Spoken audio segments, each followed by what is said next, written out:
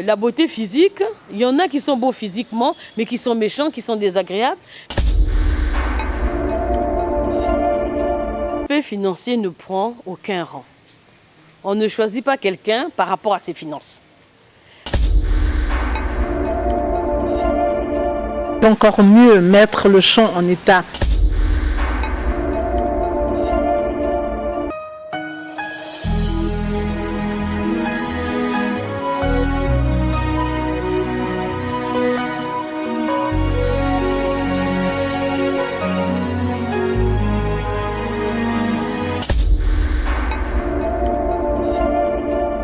Bonjour et bienvenue à Emmanuel Hope TV. Hope, oui, parce qu'il y a de l'espoir pour tous ceux qui croient. Et ce matin, nous sommes heureux de vous rencontrer pour cette nouvelle vidéo.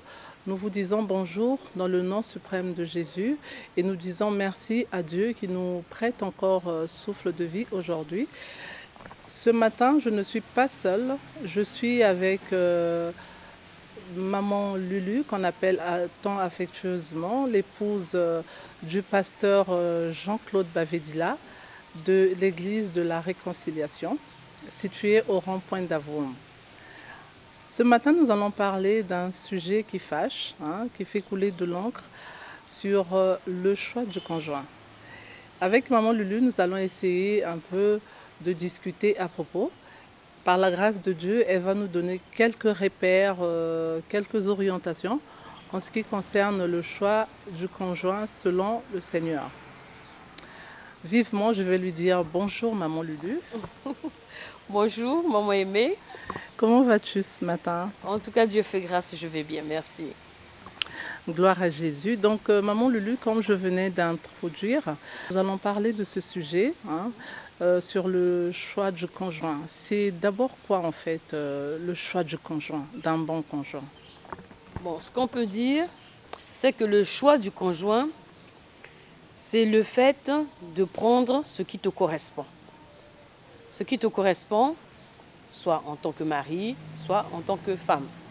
C'est lorsque tu regardes certains paramètres que nous allons voir tout à l'heure et tu te dis que ça, c'est ce qu'il y a de mieux pour moi. C'est ça le choix en fait. Donc si on se retourne vers les Écritures, comment on sait vraiment qu'on est en train de faire le choix d'un conjoint selon Dieu? Si on se retourne vers les Écritures, je pense que la première des choses qu'on fait, c'est on regarde d'abord au Seigneur. Parce que ce que nous savons, c'est que notre Dieu est celui qui connaît la personne qui est en face de nous, aussi bien dans le profond intérieur de cette personne, aussi bien les réactions qu'il aura par rapport au courant de la vie, beaucoup plus tard, dans les années suivantes. Et lorsqu'on se base là-dessus, on se dit, on regarde d'abord à Dieu, et lorsqu'on regarde à Dieu, c'est là où on peut faire un bon choix, parce qu'on a mis d'abord le Seigneur devant. Ok, d'accord. Est-ce que, oui, on a mis le Seigneur devant, mais est-ce que le choix aussi doit répondre aux attentes de la famille? Est-ce que le choix doit répondre aux attentes de la famille? Bon, la première des choses, c'est que ce n'est pas avec la famille qu'on va vivre, d'accord? C'est avec le futur conjoint qu'on va vivre. Donc le choix doit d'abord répondre aux attentes de la personne qui choisit son conjoint. Parce que c'est elle qui va vivre avec lui ou avec elle pendant les années à venir, ce n'est pas la famille. La famille, c'est un accessoire par rapport à ça. Vous n'allez pas choisir un conjoint par rapport à votre famille. Non, ça ne marche pas comme ça. Parce qu'il y a des familles quand même qui se disent oui, on est chrétien, mais il faut quand même certains critères. On va regarder peut-être les familles, on va peut-être regarder la renommée de la famille ou un tas de choses. Et des fois, les parents aussi sont stricts dessus. Bon, je reviens encore sur ce que j'ai dit tout à l'heure. Celui qui se marie pour lui-même. Il ne peut pas faire un choix par rapport au goût de sa famille. Ça ne peut pas marcher. À moins que son goût matche avec le goût de sa famille. Mais sinon, le goût de sa famille ne doit pas rentrer dans le choix du conjoint. Il n'y a pas ce genre de calcul-là. Ok, donc si c'est pour le Seigneur, mais est-ce qu'on peut quand même regarder les aspects physiques, bien qu'on regarde spirituellement, là c'est déjà ça, mais est-ce qu'on peut regarder le physique, regarder un peu l'accoutrement pour faire Évidemment, le choix. Bien, vous savez, lorsque Dieu a créé, maman aimée, lorsque Dieu a créé Ève, et que Adam l'a vu, la première des choses, qu'est-ce qu'il a fait? Il s'est exclamé, il était content. Il a dit, voici enfin l'os de mes os, la chair de ma chair. Il était content, il était ravi de voir une si belle créature qui était pour lui. Alors, je ne pense pas que le Seigneur va vous donner un conjoint qui vous révulse, qui ne vous plaît pas lorsque vous le regardez. Hein? Lorsque vous faites le choix du conjoint, je ne dis pas que ça doit être le critère primordial. Attention, parce qu'on ne vit pas avec l'apparence. L'apparence, demain, peut changer. La personne peut avoir un accident, peut se brûler, peut devenir moche, vieillir, et ainsi de suite. L'accoutrement, c'est des choses qu'on change. La première des choses, c'est que le conjoint doit vous plaire physiquement. Parce que vous n'allez pas non plus aller épouser quelqu'un quand vous le regardez, mais vous l'avez en horreur. La nuit, quand vous allez dormir, vous allez lui mettre un coussin dessus? Non, vous devez choisir quelqu'un qui vous plaît du point de vue du regard. Et Dieu n'est pas, comment dire, contre ça. Parce que la Bible nous dit, fais de l'Éternel tes délices et il te donnera ce que ton cœur désire. Donc le choix doit plaire d'abord au regard quand même. Oui, ça c'est quand même nécessaire. Ah, quand même, ok. Ça veut dire que, est-ce qu'il y a une nuance finalement, ou sinon, est-ce qu'on peut faire ressortir la nuance entre la beauté physique et la beauté du cœur? Vous savez, la beauté du cœur, c'est Dieu qui sait. Hein. Lorsqu'on rencontre quelqu'un, elle peut faire semblant d'avoir un cœur, d'être gentil, attentionné. Et puis une fois que vous êtes marié, c'est un vrai petit diable que vous avez épousé. D'accord? La beauté du cœur, ça en général, c'est Dieu qui sait ce qu'il y a dans le cœur de la personne. Par contre, il y a quelques éléments dans l'extérieur qui peuvent montrer que la personne, elle est bien. La gentillesse, la personne est serviable, ce genre de choses. C'est ça qui peut vous mettre la puce à l'oreille que cette personne est une bonne personne. Mais si c'est pour la profondeur, vous n'en saurez jamais rien. Ça, c'est Dieu qui sait et c'est pour cela que lorsqu'on fait le choix, on doit associer le Seigneur dans le choix. Par contre, la beauté physique, il y en a qui sont beaux physiquement, mais qui sont méchants, qui sont désagréables, mais qui feront un conjoint pour quelqu'un d'autre qui pourra supporter ce genre de comportement. Et il y en a qui sont pas fameux physiquement, mais qui ont un comportement formidable. Vous voyez? Et là, ils feront aussi un bon conjoint pour celui qui trouvera son goût. Ok, mais finalement, faire le choix, est-ce que c'est suffisant? Parce que quand même, pour se marier ou pour s'engager, il faut quand même essayer de voir aussi l'aspect financier. L'aspect financier en ce moment prend quel rang dans le choix du conjoint selon Dieu? L'aspect financier ne prend aucun rang. On ne choisit pas quelqu'un par rapport à ses finances. Parce qu'aujourd'hui, la personne peut avoir de l'argent et puis demain, il y a la crise et il n'a plus un rond, il n'a plus un radis. Vous allez faire quoi? Vous allez divorcer parce qu'il n'y a plus de sous?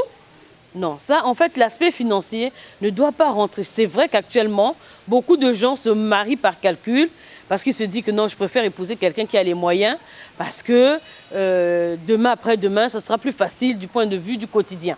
Mais normalement, ça ne doit pas rentrer dans un critère de choix. On ne se marie pas à cause de l'argent. L'argent est un accessoire pour vivre. Ça, c'est un accessoire. En tout cas, l'argent est un accessoire. Ce n'est pas un élément primordial pour choisir son conjoint. Ah waouh, j'aime bien ça. L'argent, c'est un accessoire. Ah oui, c'est très vrai. Parce que oui, évidemment, des fois, on a vu des couples aussi qui ont commencé sans rien. Mais après, Dieu leur a fait grâce. Ils ont trouvé des moyens de vie et tout se passe bien. Voilà, donc... Maman Lulu, je voudrais savoir, dans tout ça, quel est l'accompagnement que l'Église offre aux jeunes pour pouvoir les orienter éventuellement selon vraiment la parole de Dieu? Bon, en tout cas, maman aimée, tu l'as bien dit, c'est un accompagnement. L'Église ne choisit pas le conjoint des gens. D'accord? Alors, l'Église est là tout juste pour accompagner. L'Église accompagne dans les conseils et dans les critères de choix. Quels sont les critères de choix qu'un chrétien peut avoir lorsqu'il veut choisir son conjoint? Et l'Église est là pour enseigner les jeunes à faire le bon choix. Parce que beaucoup de jeunes placent en premier des critères, par exemple les critères financiers, les critères physiques, pour faire le choix. Et ils en oublient d'autres critères, la compatibilité, etc. Et l'Église est là pour remettre un peu les pendules à l'heure, pour que la jeunesse comprenne que le meilleur choix, c'est par rapport à la parole de Dieu, parce qu'il y a eu des exemples de choix dans la parole de Dieu. Et le meilleur choix, c'est aussi avec la révélation du Seigneur. Et ça, c'est quand même des éléments importants que l'Église peut utiliser pour aider les jeunes.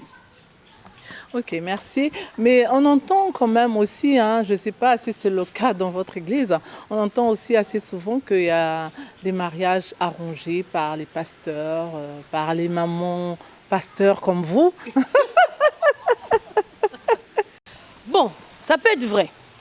Parce qu'il arrive qu'il y ait des frères qui soient, je commence par les frères, qu'il y ait des frères qui soient indécis. En fait, ils ne savent pas quoi choisir, qui choisir. C'est comme certaines personnes qui vont dans un magasin de chaussures et qui passent 2 heures ou 3 heures de temps pour choisir une seule paire de chaussures. Alors ce genre de personnes, connaissant ce défaut qu'ils ont, ils peuvent se rapprocher d'un serviteur de Dieu ou d'une servante de Dieu et dire, voilà, moi je cherche une épouse. Qu'est-ce que vous pouvez me conseiller? À ce moment-là, le couple pastoral peut conseiller simplement la personne. Mais tiens, par rapport à ton tempérament, par rapport à ton caractère, nous allons prier, nous allons voir quelle est la personne qui peut te correspondre. Et à ce moment-là, on peut conseiller. Mais ce n'est pas une obligation, c'est un conseil. Pour ceux qui ont du mal à se décider. Parce que la Bible nous dit aussi que le conseil des hommes sages, mûrs, est utile pour la marche quotidienne. Amen. Ok, mais Maman Lulu, en ce moment, c'est qui réellement, c'est qui fait le choix du conjoint? Est-ce l'homme ou la femme? Bon, là aussi, il faut voir que du point de vue culturel, nous sommes en Afrique. En Afrique, lorsqu'une femme va vers un homme pour lui dire que voilà, je m'intéresse à toi, ouh là là, ça craint vraiment. Il y en a qui s'imaginent déjà que c'est une dévergondée, qu'elle a l'habitude de le faire, etc. Donc en général, par rapport à la culture, il est mieux que ce soit le frère qui aille vers la sœur. Et c'est vrai que lorsque la sœur se retrouve en difficulté parce qu'elle brûle d'amour pour le frère, il serait bien qu'elle aille voir le pasteur pour que le pasteur lui donne un bon conseil et le pasteur éventuellement pourra parler au frère. Voilà. Ah bon? Ben oui. Si le pasteur parle au frère, est-ce que ça va marcher forcément ou c'est peut-être ça, à cause de ça qu'on dit que les églises arrangent les mariages quand même? Non, pas du tout. Vous savez, il y a des gens, je ne dis pas que c'est pour tout le monde, mais il y a des gens que le Seigneur a mis ensemble, vous voyez. Et lorsque la sœur brûle pour le frère, des fois le frère aussi brûle pour la sœur et il n'ose pas se prononcer. Alors lorsque le pasteur va voir, le frère il dit « Ah non, mais il y a une sœur dans l'église qui s'intéresse à toi. » En général, certains pasteurs, ils ne disent même pas le nom. Il y a une sœur dans l'église qui s'intéresse à toi, va prier. Et lorsque c'est le Seigneur, vous remarquerez que le frère reviendra et te dit « Ah non, mais c'est la sœur un tel, et ainsi de suite. » En général, 9 fois sur 10, quand ce n'est pas la convoitise de la sœur, ça tombe juste. Parce que le même sentiment qui grandit, ce sont des frères en Christ, qui grandit dans le cœur de la sœur, le Seigneur le met aussi dans le cœur du frère. Mais il arrive que ce soit de la convoitise de la part de la sœur, parce qu'elle a trouvé que le frère a l'argent, et ainsi de suite. Et lorsqu'elle vient voir le couple pastoral, mais le couple pastoral se doit d'abord de prier. Oui. Et après, il peut éventuellement aller voir le frère pour lui dire, ah, ben, il y a une sœur qui s'intéresse à toi. Si le frère insiste pour connaître le prénom, on peut lui donner le prénom. Et s'il n'est pas intéressé, il n'est pas intéressé. On repartira vers la sœur pour dire « Ah, je suis désolée, mais en tout cas, continue à prier le Seigneur. Pour l'instant, le frère n'est pas intéressé par toi. » Ah, donc, si j'ai compris, ça doit venir vraiment, ça doit quand même être une révélation que le Seigneur te donne avant quand même que tu te prononces d'aller dire que je brûle pour tel frère, par exemple. Mais oui, absolument, il faut avoir une illumination du Seigneur. Parce que il faut examiner, lorsqu'on a un sentiment, on doit prendre, parce que le sentiment varie selon les circonstances. Les sentiments, c'est quelque chose où il ne faut pas se fier. Parce qu'aujourd'hui, on est heureux, on est content, c'est le sentiment, demain on est malheureux. Et puis bon, vous voyez. Alors la moindre des choses, lorsqu'on ressent un sentiment pour quelqu'un, on doit d'abord éprouver ce sentiment. Et la meilleure épreuve, c'est le temps.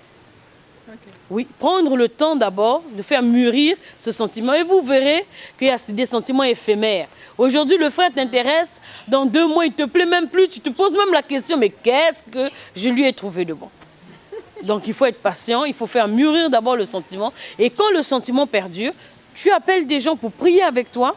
Et ce n'est qu'après qu'on peut aller voir le frère ou la sœur. Ok. D'accord. Mais moi, je voudrais savoir...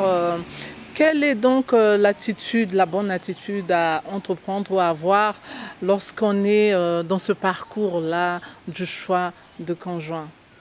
Pour le frère, tout comme pour la sœur, bien sûr. Bien, on va commencer pour la sœur. Vous savez, le choix du conjoint, ce n'est pas la pêche avec la canne à pêche. Donc, on est là en train de chercher des poissons partout, non. La meilleure attitude, c'est la prière. Tu veux te marier? Commence d'abord par prier. Ensuite, demande au Seigneur de t'aider à faire une place dans ton cœur pour le futur conjoint. Et une place dans ta vie pour le futur conjoint. Parce qu'il y en a plusieurs qui veulent se marier, mais en fait, ce sont des égoïstes, ils ne sont même pas prêts à vivre à deux. Vous voyez? Donc, c'est d'abord une préparation personnelle qu'on a dans la prière et dans certaines choses. Il faut commencer par éliminer certaines amitiés toxiques qu'on a, qui pourra briser vos fiançailles.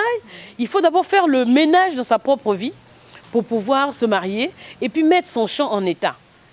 Tu n'as pas un rond, tu n'as pas un franc, et puis tu veux te marier. Mais tu veux te marier comment? C'est vrai, par la foi, mais bien-aimé dans le Seigneur. Par la foi, il y a aussi quand même la réalité qui est là. À moins que ce soit une révélation, une illumination du Seigneur, mais vous n'allez pas manger la Bible et l'eau fraîche, bien-aimé. Hein? Il faut se préparer, il faut avoir un petit boulot, un petit commerce, quelque chose qui va vous permettre de manger pendant que vous êtes mariés. Parce que vous n'allez pas fréquenter toutes les maisons à midi. Et tous les jours, les gens finiront par vous remarquer. Mettre son champ en état. Maman Lulu, je veux quand même que tu nous expliques encore mieux mettre le champ en état. Celui qui veut construire une tour calcule la dépense. Parce que lorsqu'on construit une tour, on fait d'abord la fondation. Et la fondation doit être solide. Pour les maisons à étage, ce n'est pas les mêmes fondations que pour les maisons à un pied, à plat pied plutôt.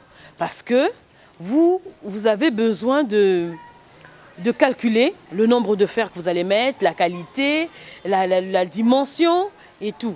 Et pour cela, vous faites les calculs et vous vous dites que non, j'ai de quoi faire une maison à étage. Si quand vous faites vos calculs, vous vous rendez compte que vous ne pouvez pas faire ce genre de fondation, vous faites une maison en plein pied, d'accord? Bien, c'est pareil pour le mariage. Mettre son champ en état, c'est quoi?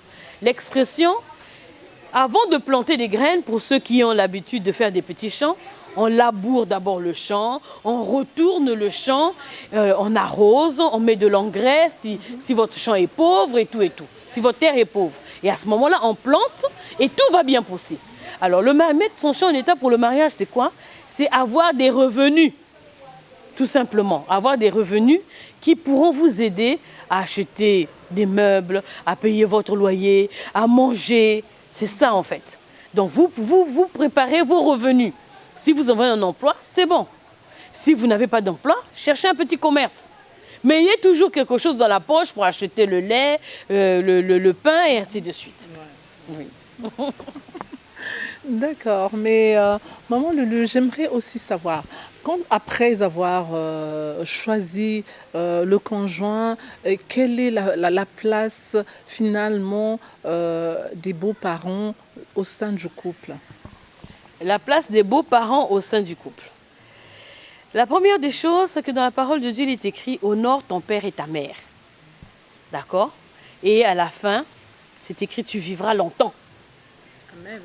Hein? C'est un commandement qui est associé avec une promesse. Et ça ne changera pas. D'accord? Ça, c'est la première des choses. Ensuite, lorsque vous vous mariez, ce qu'il faut réaliser, c'est que le plan de Dieu pour le mariage, c'est l'homme quittera son père et sa mère, s'attachera à sa femme, et les deux deviendront une seule chair. Ça, c'est le plan de Dieu pour le mariage. L'homme quitte ses parents, va s'attacher à sa femme, et les deux deviennent une seule chair. D'accord? Et lorsqu'on voit ce verset, on réalise qu'il y a quand même une action à faire, c'est quitter. On quitte ses parents tout en les honorant. Mais il est hors de question que le nouveau couple soit la succursale du couple des parents. C'est-à-dire, ce sont les parents qui prennent les décisions pour le nouveau couple. Non, ça ne marche pas comme ça. Dans le sens de quitter, ça veut dire que vous formez une entité et à l'intérieur, vous prenez vos décisions vous-même. Les parents deviennent simplement des conseillers. On ne les abandonne pas, on ne les traite pas de démons ou des sorciers, ainsi de suite. Non. Une fois qu'on est marié, les parents ont toujours une place de choix en tant que conseillers, mais pas en tant que décisionnels du couple. Ok, merci. Bon, là, nous avons eu quelques repères selon le Seigneur pour les chrétiens, hein, dirais-je. Donc, qu'en est-il le sort des non-chrétiens? Ceux-là qui n'ont peut-être pas le Saint-Esprit pour les guider, comment ils se retrouvent? Parce que nous, on a la parole de Dieu qui nous éclaire. Mais qu'en est-il des non-chrétiens? Vous savez, il y a des non-chrétiens qui font de bons mariages. Parce que Dieu a mis... Aussi bien que les chrétiens que les non-chrétiens sont avant tout des créatures de Dieu. Parce qu'avant de devenir chrétien, on était d'abord païens.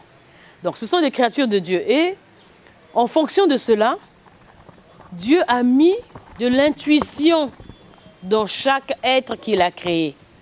L'intuition du bien et du mal. Donc chaque personne sait en fait ce qu'il y a de bon pour lui et ce qui est mauvais. Donc, lorsqu'il fera le choix, il va se laisser guider par cette intuition-là qu'il a, si c'est bon pour lui ou si c'est mauvais. Ça est dans toutes les personnes. La différence avec les chrétiens, c'est qu'ils mettent ça devant le Seigneur pour ne pas se tromper. Mais le païen, il reste avec son intuition et ça peut aussi marcher, mais ça ne garantit rien. Ok, merci. Excusez-moi, il y a une question qui me revient, qui me vient juste à la dernière minute. Je voudrais savoir, Maman Lulu, est-ce que quand on a eu à faire ce parcours, quand on s'est choisi un conjoint, qu'on est en période de fiançailles, est-ce qu'on est obligé d'aboutir au mariage ou on peut rompre les fiançailles sans conséquence? Bien, ça c'est une bonne question. Ah oui, mon mémé. En fait, le mariage, on ne le rompt pas. D'accord? Mais les fiançailles peuvent se rompre. Parce qu'on peut faire un choix et puis dans la marche, on se rend compte qu'on est incompatibles. Alors, vaut mieux se séparer que de s'entêter. Hein? Il n'y a aucune conséquence là-dedans. C'est pour cela qu'il est recommandé que les fiancés ne puissent pas se connaître sexuellement. Parce qu'une fois qu'on se connaît sexuellement, ça crée un aveuglement et on ne voit plus tous les autres détails. Et c'est pour cela que beaucoup de gens se retrouvent mariés à la mauvaise personne parce que quelque part, ils ont brisé l'interdit, ils se sont connus sexuellement, ça les a aveuglés et ils n'ont pas vu les tenants et les aboutissants qu'ils auraient pu voir s'ils étaient plus lucides sans ce paramètre-là. Donc, une fois que vous rendez compte que ce n'est pas la bonne personne, rompez tranquillement. C'est pour cela que lorsque vous êtes déproposé, voyez des responsables qui vont vous aider à l'intérieur. Et quand ça ne marche pas, repartez voir les responsables et ça peut se rompre. Il n'y a pas de problème par rapport à ça. Mais ce qui est vrai, c'est que ce sera un peu tendu avec la personne avec laquelle vous avez rompu. Mais au fur et à mesure, faites confiance au temps. Le temps réglera la situation par rapport au ressentiment de l'autre. Ok, peuple de Dieu, nous arrivons à terme de notre vidéo. Nous vous disons un grand merci, mais avant tout, Maman Lulu, qu'est-ce qu'on peut retenir au final de tout ce que nous avons dit? Ce qu'on peut retenir, c'est que lorsque on veut choisir un conjoint, qui dit choix, dit qu'il y a plusieurs possibilités. D'accord? Et pour bien choisir son conjoint, la première des choses, c'est de prier. Regardez à Dieu afin que Dieu vous donne la bonne orientation vers la personne qu'il faut et la personne qui pourra supporter vos imperfections, qui pourra supporter vos défauts. Parce que qu'on le veuille ou non, le mariage se vit à deux et vous êtes destinés à continuer à vivre jusqu'à la fin de vos jours tous les deux. Alors il vous faut quelqu'un qui va vous supporter et qui pourra vivre avec vous les joies et les peines. Et ça, seul Dieu sait quelle est la personne qui vous convient. Mais par contre, vous avez des pistes que vous pouvez suivre, des critères personnels que vous pouvez avoir, que vous allez toujours mettre à la lumière de la parole de Dieu pour voir si ce n'est pas de la convoitise ou autre chose. Et une fois que vous avez fait votre choix, vous devez tout de même le présenter à d'autres personnes et chacun peut aussi examiner votre choix. Et vous devez toujours vous baser sur des choses qui sont intemporelles lorsque vous choisissez votre conjoint, pas sur l'argent, pas sur le physique, tout en sachant que le conjoint doit quand même vous ravir le regard. Vous n'allez pas aller choisir quelqu'un qui vous révulse. Et puis, lorsque vous allez vous marier, pensez que les parents sont à honorer et ce sont des conseillers, ils sont là toujours pour vous faire du bien. Voilà ce que je peux dire. Voilà. Ok, donc là, nous sommes arrivés à la fin. Ce que nous retenons finalement, c'est que le temps est un bon paramètre et ne pas se connaître sexuellement avant l'engagement dans le mariage, parce que là, on est plus lucide. On peut décider de qui vraiment on a choisi pour aller jusqu'au mariage. Donc, c'était juste quelques repères qui peuvent nous aider dans notre parcours, dans notre choix, dans notre marche. Ce n'est pas de l'absolu, mais toutefois, on doit se fier au Saint-Esprit, on doit prier. C'est le Saint-Esprit qui nous illumine, qui nous éclaire selon ce que nous sommes, parce que lui nous connaît plus que nous-mêmes et peut toujours nous guider à faire le bon choix selon sa parole, selon ce qu'il sait de nous. Donc, sur ce, nous voulons dire merci à tous nos abonnés qui se sont abonnés depuis et ceux-là qui se sont abonnés récemment. Merci, vous l'avez fait. C'est vous qui avez partager ces vidéos et tout. Et nous avons totalisé finalement 1000 abonnés. Nous vous disons merci, peuple de Dieu. Merci, merci infiniment. Nous voulons aussi remercier notre cher réalisateur, Brazinga. Merci, Braz, d'être là pour nous aider à réaliser cette vidéo. Et nous disons merci à Maman Lucette, qu'on appelle affectueusement Maman Lulu. Merci pour ton temps. Et nous voulons aussi saluer le pasteur qui se trouve à Lomé. Oui, à Lomé. Voilà, le pasteur se trouve actuellement à Lomé. Pasteur, je sais que vous allez suivre cette vidéo. Soyez bénis au nom de Jésus. Nous saluons aussi toutes les sœurs, tous les frères de l'Église et nous saluons tout le peuple de Dieu partout d'où vous nous suivez. Que Dieu vous bénisse, que Dieu nous protège encore pour qu'on puisse se revoir pour une prochaine vidéo. À cela, je vous dis bye bye.